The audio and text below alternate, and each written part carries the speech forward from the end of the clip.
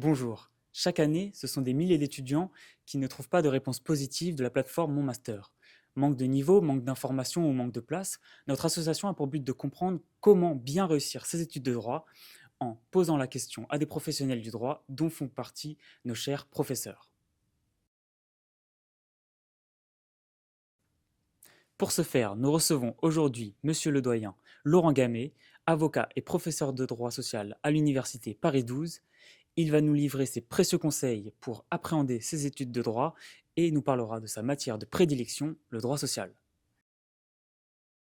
Mais je crois que tout ceci est animé par une chose qui est la passion. Et quand vous aimez ce que vous faites, il n'y a pas du tout une conception doloriste des choses, ça ne vous fait pas souffrir. Et donc un bon avocat, c'est quelqu'un qui sent aussi le marché, qui sent ses opportunités. Vous devez être exigeant avec vous-même. Il faut savoir ce qui marche. La question est cruelle, mais elle est bien réaliste, en sens où elle marque les signes de l'âge. Et je vois beaucoup d'avocats qui disent voilà ce que je sais faire, venez à moi. Bonjour monsieur le doyen, j'espère que vous allez bien. Bonjour, et je vais très bien. Monsieur le doyen de la faculté de droit de Paris-Est-Créteil, vous êtes également professeur et directeur du master de droit social au sein de cette même université. Vous pratiquez en tant qu'avocat. Merci beaucoup de nous recevoir aujourd'hui pour notre toute première interview Demande à ton prof. Notre association a pour objectif de faciliter le choix d'orientation aux étudiants et de les sensibiliser au monde professionnel par le biais d'interviews de professeurs et de professionnels. Avant toute chose, pourriez-vous vous présenter et parler de votre parcours afin que nous apprenions à mieux vous connaître? Alors du lycée aux études supérieures, c'est un parcours de 9 ans. 9 ans que je vais résumer très simplement en disant 3 premières années de sciences politiques. À l'époque, Sciences Po se faisait en 3 ans et non pas en 5 ans comme aujourd'hui. Puis la découverte du droit, et notamment du droit social, avec une véritable révélation. Et 3 ans ensuite, à préparer une maîtrise et puis un troisième cycle qu'on appelait le DEA. Mais 3 ans qui, 2 années d'études, coupées par une année de service militaire, puisqu'à l'époque, il y avait le service militaire. 3 ans à Lyon, à l'Institut d'études du travail de Lyon 2, et puis ensuite 3 ans à Florence, en Italie, à l'Institut universitaire européen de Florence, où j'ai préparé ma thèse que j'ai soutenue en 2001, alors que je commençais l'exercice de fonctions universitaires comme assistant à l'université Paris 13. Comment avez-vous réussi à passer du statut de professeur à celui de doyen? Et quelles sont les qualités requises pour y accéder? Alors, la fonction de doyen est une fonction élective. Donc, comment être doyen? C'est facile d'avoir la réponse. Il faut être élu. Élu par le conseil de faculté, qui est composé à la fois des professeurs et maîtres de conférences, des élus étudiants et des élus du personnel administratif. Je ne sais pas si les étudiants s'en rendent compte, mais la particularité d'une université par rapport aux autres organes de l'État, c'est que nous sommes autogérés. Il n'y a pas un corps d'administrateurs de l'État, hier les administrateurs civils, qui vont gérer l'université. Ce sont les professeurs qui sont à la tête de l'université et à la tête des facultés qui composent l'université. Et donc, le doyen, c'est un professeur ou un maître de conférence, ça c'est écrit dans la loi, qui est élu par un conseil de faculté pour diriger la faculté durant 5 ans, avec la possibilité, s'il le souhaite, d'être éventuellement, et si il a les suffrages, être réélu, donc possibilité d'exercer les fonctions de doyen durant 10 ans, ce qui fait que c'est une fonction élective et enserrée dans le temps, qui d'ailleurs n'a pas forcément grand rapport avec la fonction de professeur elle-même, puisque ce n'est pas une fonction d'enseignement, ce n'est pas une fonction de recherche, parce que l'enseignant universitaire est un enseignant et un chercheur, on pourra peut-être en parler. C'est une fonction de gestion d'une collectivité, de gestion d'une unité de formation et de recherche, disent les textes. Et donc, voilà comment on passe de l'un à l'autre. Euh, la chrysaline est devenue papillon, mais le papillon redeviendra chrysaline une fois le mandat achevé, et je ne ferai qu'un seul mandat. Je ne me représenterai pas. Mandat qui s'arrêtera durant l'année 2026. Avez-vous eu des mentors ou des influences importantes au cours de votre parcours d'études?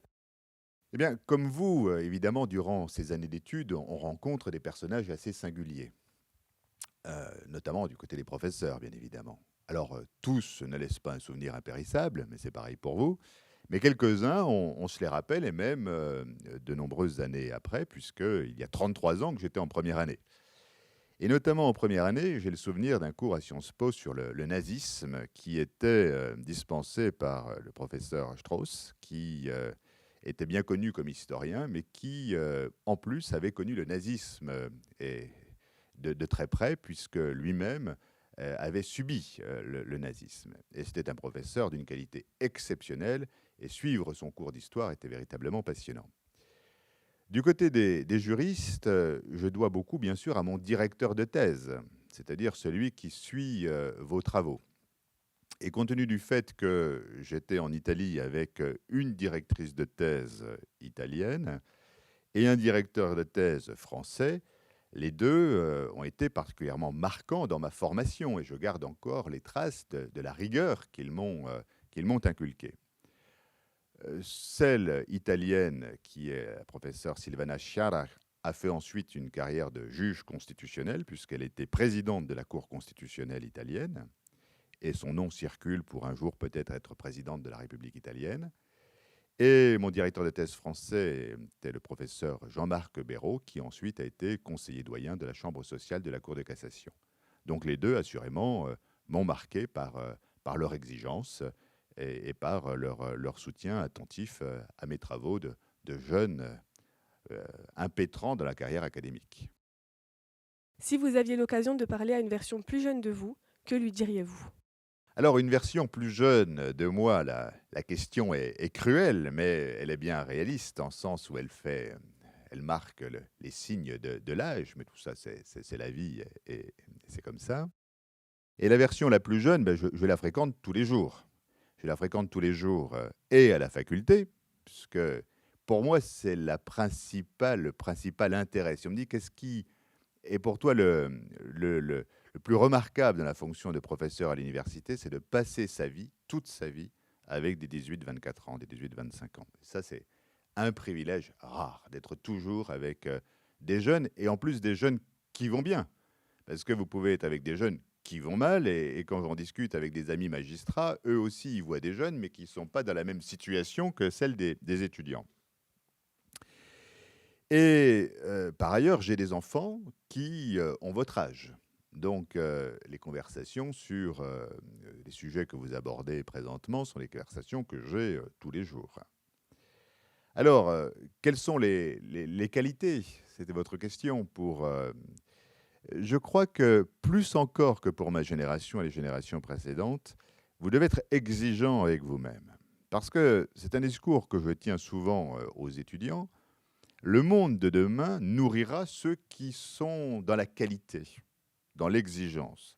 Et tout ce qui permettait la superficialité, de ne pas approfondir les choses, etc., je n'y crois pas beaucoup dans le monde de demain, et plus encore avec les progrès du numérique, de l'intelligence artificielle, appelez ça comme vous voulez, où on voit bien que pour ces professions intellectuelles, il va y avoir certaines tâches qui vont être retirées. Mais c'est le cours des choses, c'est le cours du progrès, la révolution numérique que nous connaissons aura des effets que nous commençons à percevoir. Et je crois que l'étudiant, le conseil que l'on peut lui donner, c'est d'être exigeant avec lui-même, d'être toujours désireux de progresser dans les choses les plus compliquées, les plus difficiles, et de ne pas céder à la facilité. C'est vraiment le conseil que je lui donnerais, mais le même conseil que l'on donne à un sportif ou le conseil que l'on donne à un musicien.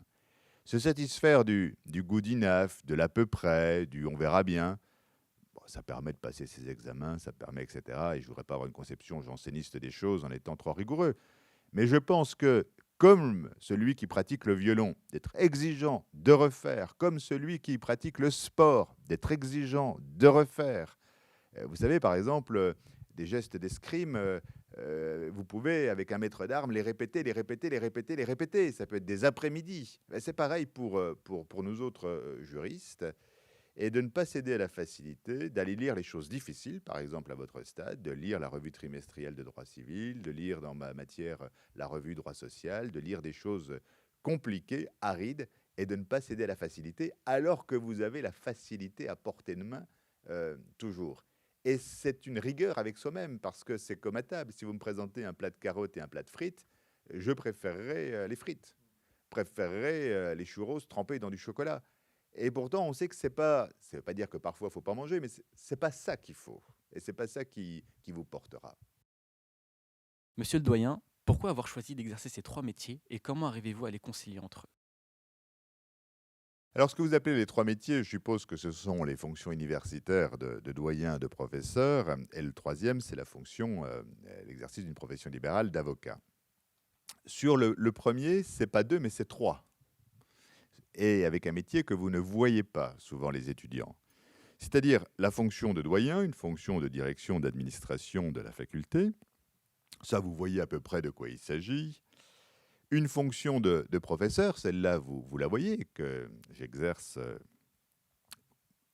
un peu moins compte tenu de mon activité de doyen.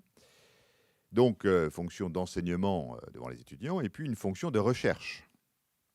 Et la fonction de recherche, vous ne la voyez pas. Peut-être que vous ne lisez pas assez les revues.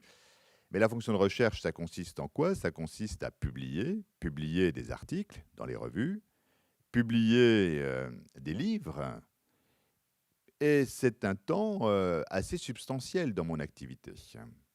Et là, par exemple, je viens de publier un ouvrage en italien, donc il m'a pris quand même un temps de rédaction pour y parvenir. Je viens de mettre à jour la seconde édition d'un ouvrage qui va sortir en janvier sur le droit pénal de la santé et de la sécurité au travail. Et j'écris des articles régulièrement publiés notamment par la revue Droit social. Et puis l'activité de colloque. Je serai la semaine prochaine à Palerme pour un colloque. J'étais il y a 2 semaines à Naples pour un colloque. Je serai à Bordeaux pour un colloque. Je serai à Sao Paulo d'ici peu pour un colloque. Je serai avant la fin de l'année à Ziguinchor pour un colloque. Donc une activité scientifique avec des collègues universitaires pour aller discourir ensemble sur certains thèmes. Et puis, la quatrième activité, celle d'avocat, profession libérale. Alors, notamment à la faculté de droit de Paris 12, il y a cette tradition. Beaucoup de vos professeurs exercent par ailleurs la profession d'avocat. Donc là, c'est le métier d'avocat, en tout cas tel que je l'exerce de façon assez classique. D'autres sont un peu plus consultants. Et alors, comment arriver à tout combiner? Eh bien, c'est une histoire de 2 facteurs. Le premier, ou peut-être de 3. Le premier, c'est le travail. Ça, vous connaissez mon slogan et je me l'applique depuis longtemps. Travail, travail, travail. Comme ça, vous faites la différence par une capacité de travail. Ensuite, une capacité d'organisation. C'est-à-dire qu'il ne faut pas se noyer dans un verre d'eau et faire en sorte que les sujets soient traités avec efficacité. Alors là, c'est un peu la loi de dilatation du travail à l'envers, c'est-à-dire plus vous en avez, plus vous vous concentrez. Et ensuite, être bien entouré. On ne peut rien faire sans être bien entouré. Alors, pas tant pour les fonctions d'enseignement, mais pour les fonctions de doyen, de pouvoir compter sur une équipe, et je compte sur une équipe formidable, une équipe des Canals qui partage le travail avec moi, l'administration, savoir déléguer, savoir faire confiance. Ça, je pense que c'est quelque chose que j'arrive à faire. Et puis, également, dans l'activité libérale, savoir aussi travailler, s'organiser, déléguer, ne pas vouloir tout faire. Et après, c'est sûr que les journées ont 24 heures et il y a un avantage peut-être à peu dormir. Alors, il paraît que c'est très mauvais pour la santé, donc je ne vous le conseille pas. Mais il y a des natures où on dort peu, puis des natures où on dort beaucoup. Voilà. Donc le fait de peu dormir aide quand même beaucoup. Mais je crois que tout ceci est animé par une chose qui est la passion. Et quand vous aimez ce que vous faites, il n'y a pas du tout une conception doloriste des choses. Ça ne vous fait pas souffrir. Et les divisions qui sont souvent faites entre vie privée, vie personnelle, vie professionnelle, tout ça, quand vous vivez avec passion ce que vous faites, quelque chose qui... Et c'est tout ce que je peux souhaiter aux étudiants, c'est de vivre un métier qui vous nourrit, voire même qui vous nourrit très bien, mais tout en étant très intéressé par ce que vous faites. Et ça, c'est passer une vie professionnelle longue. Et la vôtre sera peut-être encore un peu plus longue. Enfin, moi, si vous voulez, même je sais que j'arrêterai de travailler à 70 ans. Donc, le temps, c'est un temps long. Et si vous ne faites pas quelque chose qui vous plaît, ce temps peut être abominable. Et si vous faites quelque chose qui vous plaît, ce temps est plutôt un temps agréable. Quelles sont les qualités requises pour être un bon avocat en droit social? Faut-il privilégier le contentieux ou alors le conseil? Alors, le métier d'avocat, que j'exerce depuis 25 ans, donc un recul de quelques années, c'est un métier qui est un métier difficile. Difficile par l'exigence, par la pression. C'est un métier aussi, quand il s'exerce à plusieurs, un métier de chef d'entreprise, hein. C'est une entreprise. Aujourd'hui, les cabinets qui comptent beaucoup d'avocats sont des cabinets qui voilà, sont des entreprises. Et donc, quand vous mettez la pression des clients, la pression de l'entreprise, les qualités techniques qu'il faut aussi avoir pour délivrer des conseils de qualité, la fatigue des déplacements, notamment lorsque vous avez une activité plaidante, déplacements en France. Alors, je suis sûr que pour vous, vous dites bah, c'est sympa de se déplacer, mais enfin, sympa de se déplacer, ça peut être le train 6h10, gare du Nord, pour aller à Maubeuge. Bon, pas non plus la situation la plus rêvée. Et quelles sont les qualités à avoir? Je pense qu'il faut être résistant physiquement, il faut être bon techniquement, il faut garder la flamme qui parfois peut s'éteindre ou diminuer un peu en tout cas.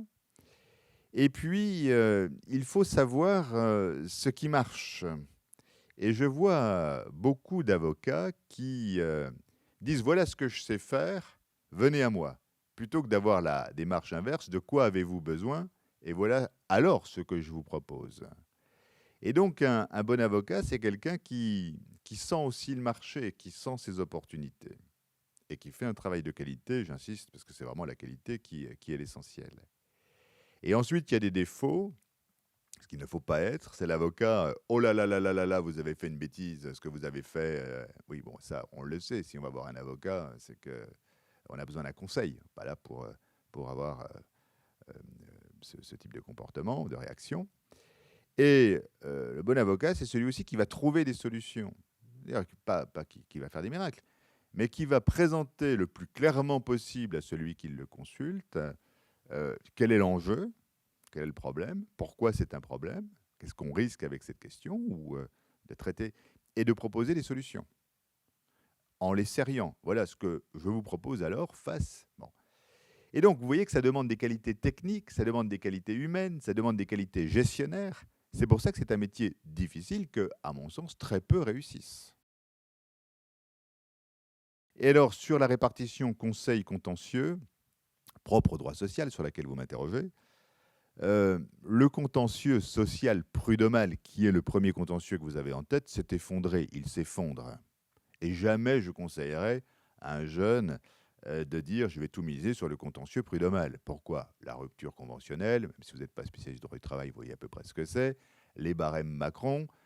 Si vous me dites, voilà, moi ce que j'ai envie de faire, c'est m'occuper des salariés, parce que je pense que c'est un contentieux important, qui ont 3-4 ans d'ancienneté, ben, vous allez travailler avec des gens qui, admettons, qui gagnent 2 000 euros.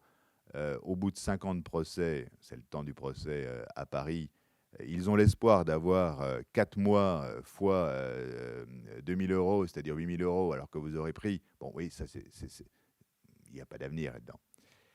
L'avenir, ça ne veut pas dire qu'il n'y a pas d'avenir dans le contentieux, mais du contentieux un peu plus costaud, sur des sujets un peu plus tendus. Harcèlement, discrimination, contentieux syndical, etc. Et puis, de bien vous dire aussi que le contentieux n'est pas qu'un contentieux prud'homal, c'est aussi un contentieux devant le tribunal judiciaire. Et vous savez, entre le contentieux collectif et le contentieux individuel, c'est un peu comme entre la cigarette et la cocaïne. Alors, non pas que je veuille faire l'apologie des drogues, mais vite, quand vous êtes dans ce métier du contentieux social, c'est le contentieux collectif qui vous porte, contentieux prud'homal, on le voit un peu comme quelque chose de pas si intéressant.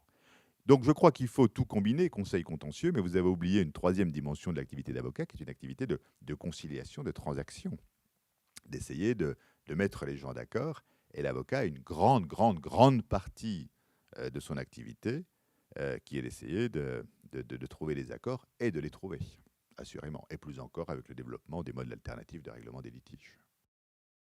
Dans un podcast dans lequel vous avez été invité, vous avez dit que l'avocat, c'est l'ami qu'on paye. Pourriez-vous nous en dire plus? Alors, c'est une formule, j'aime bien procéder par formule parce que, vous voyez, ça marche, on les retient. L'avocat, c'est un ami qu'on paye, c'est ma conception de l'avocat. Je vous disais tout à l'heure, c'est pas celui qui dit « Oh là là, vous avez fait une super grosse bêtise, vous vous rendez compte, etc. » Pour moi, l'avocat, c'est... Alors, peut-être qu'il faut distinguer le conseil du contentieux. La formule est peut-être plus vraie pour le contentieux. C'est quelqu'un qui est dans une certaine situation, qui est plus ou moins favorable. Peut-être favorable, mais il est attaqué, peut-être défavorable. Enfin bon, je ne sais pas. Et vous allez être à ses côtés pour l'aider à faire valoir son point de vue et obtenir gain de cause.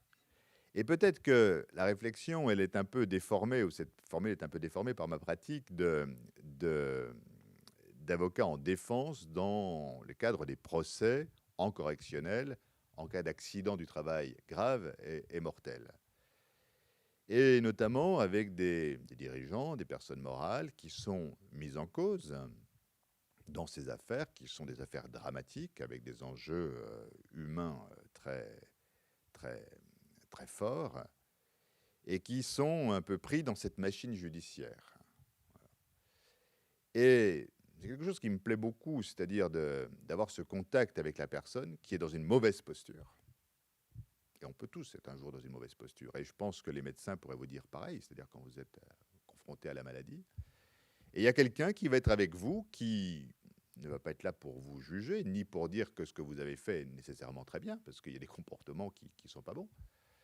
Mais comment, compte tenu des règles du procès, compte tenu des moyens que vous avez pour faire valoir aussi pourquoi on est arrivé à cette situation, peut-être parfois par pur acte de contrition, c'est-à-dire dire j'ai fait les choses mal, mais j'en ai pris conscience et aujourd'hui je les fais bien, eh bien c'est d'accompagner cette personne, cet homme ou cette femme dans cette traversée de moments pénibles et de le mener de l'autre côté du gué en défendant au mieux ses intérêts. Et c'est un peu ce que l'on demande à un ami, c'est d'être là quand les temps sont mauvais. Et dans le métier d'avocat, si je devais l'arrêter un jour, c'est ce qui me manquerait le plus. Vous voyez, c'est ce côté, ces moments émotionnels forts, et même ce moment de l'audience. Alors là, je dévie un peu de votre question, mais j'aime beaucoup les cours, vous savez, quand ça se passe bien. Alors, il y a des cours où ça se passe pas mal, mais pas nécessairement bien. Où vous faites le cours, voilà, vous déroulez le truc, vous avez les étudiants, vous voyez qu'ils sont pressés d'aller manger, ou ils sont stressés parce que le lendemain, ils ont quelque chose, je ne sais pas quoi, bon, cours. Puis il y a des cours qui se passent très bien. Et d'ailleurs, il y a des promotions avec lesquelles ça se passe très bien. C'est-à-dire, vous sentez que les choses se passent, que les étudiants vous écoutent, qu'ils réagissent, etc. Donc il y a des moments de bonheur par la transmission orale. Mais il y a d'autres moments qui, je les ai connus de façon plus intensive, qu'est l'audience, et notamment l'audience pénale, quand, a fortiori, les choses se passent bien pour celui que vous défendez, ou que vous sentez que vos arguments pénètrent, et vous sentez que vous faites mouche, vous sentez que les choses se passent bien. Alors je vous rassure, des fois, ça se passe très très mal.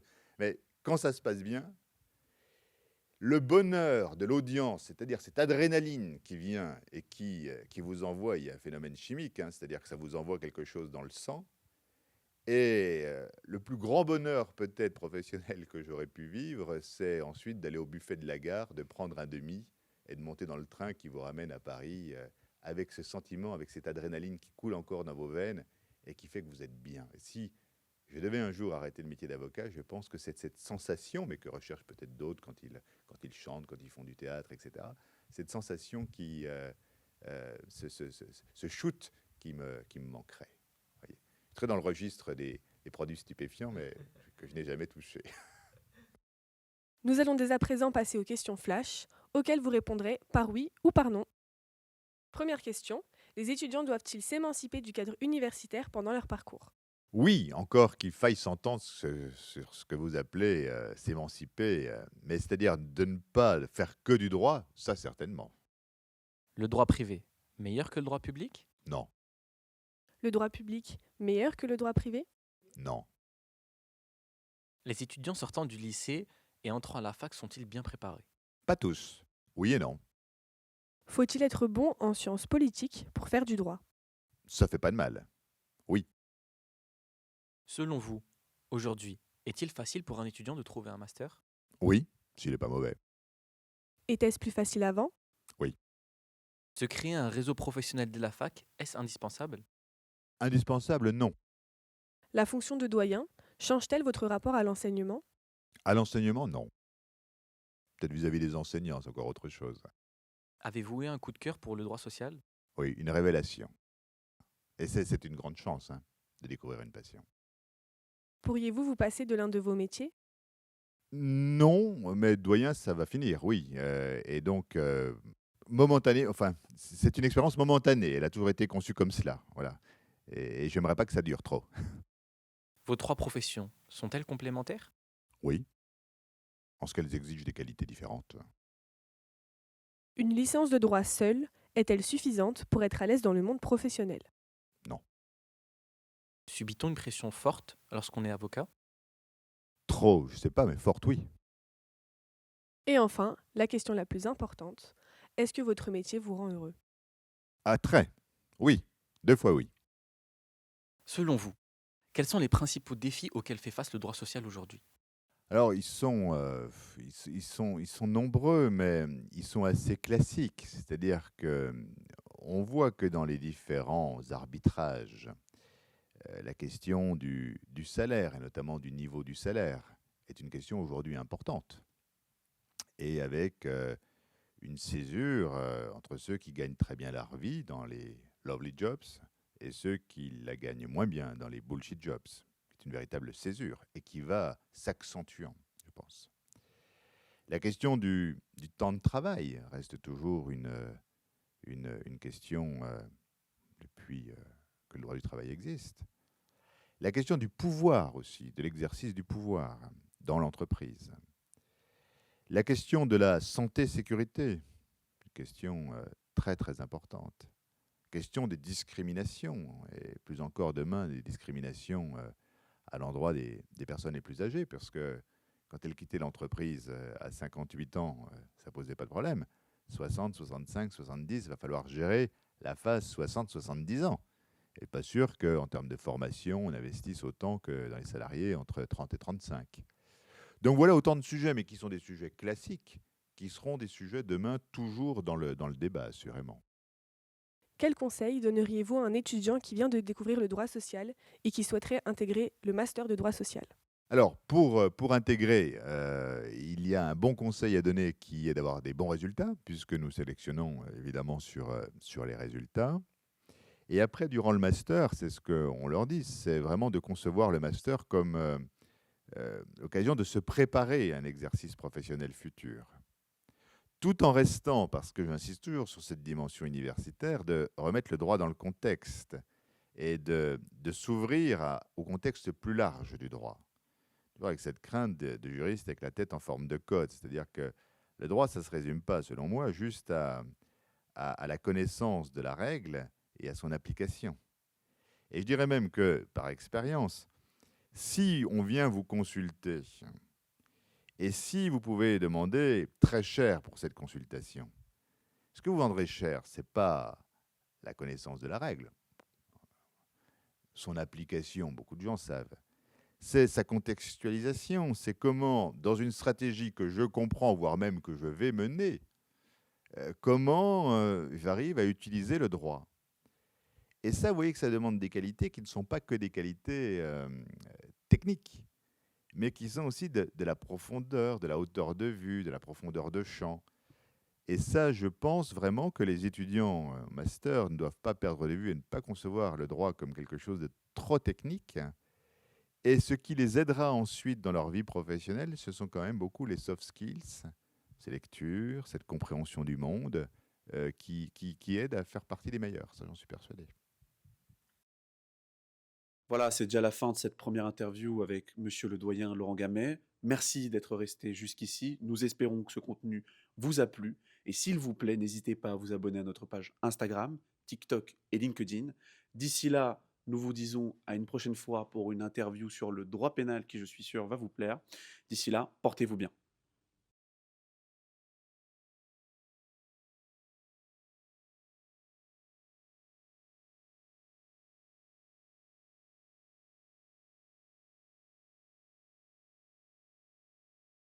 Merci beaucoup, monsieur le doyen. Merci. Je vous en prie, merci à vous.